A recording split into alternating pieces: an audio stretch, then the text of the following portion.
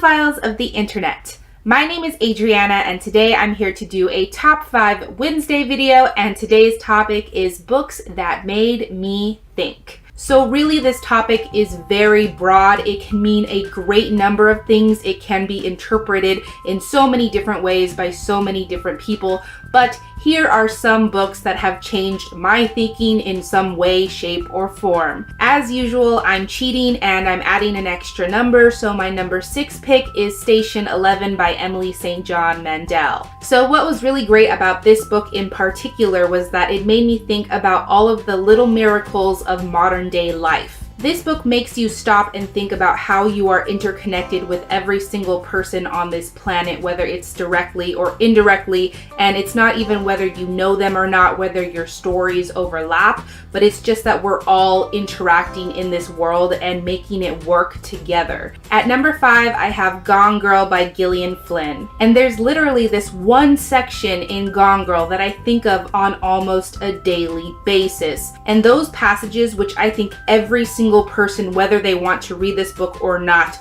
should read because they don't even need any context, they are that important, is the part about the cool girl. The part in Gone Girl about the cool girl is one of the most important sections of writing I've ever read in my entire life. And it talks about how men, mostly straight men, have a preconceived notion for how females should be. And when females don't fit into that societal construct, they are a bitch, or they're stupid, or they're just not worth your time. And those passages are 1000% true. They are absolutely freaking correct, and I think about them all the time. Number 4 on my list, Are You Surprised?, is Attack on Titan by Hajime Isayama. You thought I was done talking about this series on my channel. Well, you are so wrong. As many of you know, Attack on Titan is one of my number 1 favorite manga/anime series ever. And watching this anime and reading this manga series really made me think, because it made me rethink what I knew about manga and anime. Because I did read a little bit of manga when I was in middle school, and also I was born in the 90s, so I know all about that horribly dubbed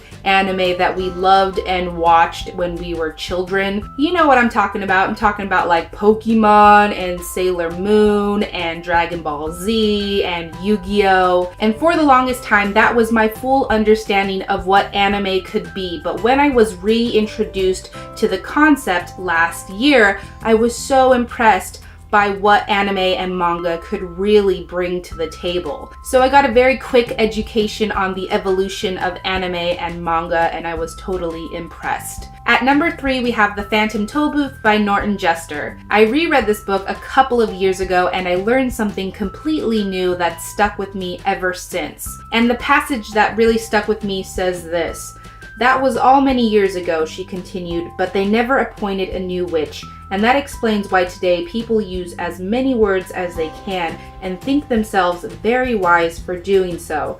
For always remember that while it is wrong to use too few, it is often far worse to use too many." And that is very wise writing about the economy of words, and it's something that I've kept with me as a writer. At number 2, we have the 10th book in the Princess Diaries series by Meg Cabot.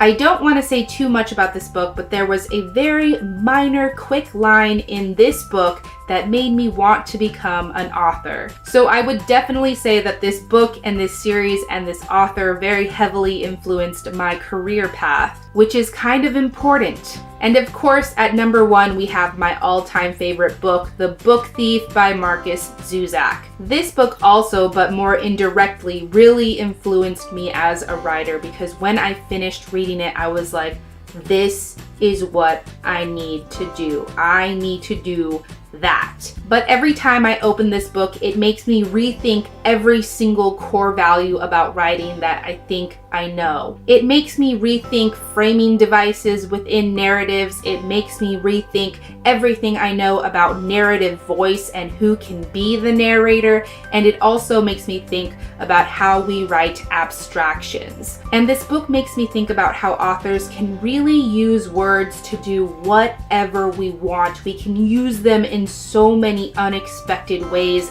and bend them to our will to create new meaning. So this book definitely makes me think, not only as a reader, but as a writer. So it's definitely been very key in my reading life. So those were 6 of the books that have made me think the most. In the comments down below, please let me know what are some of your favorite books that have really made you think.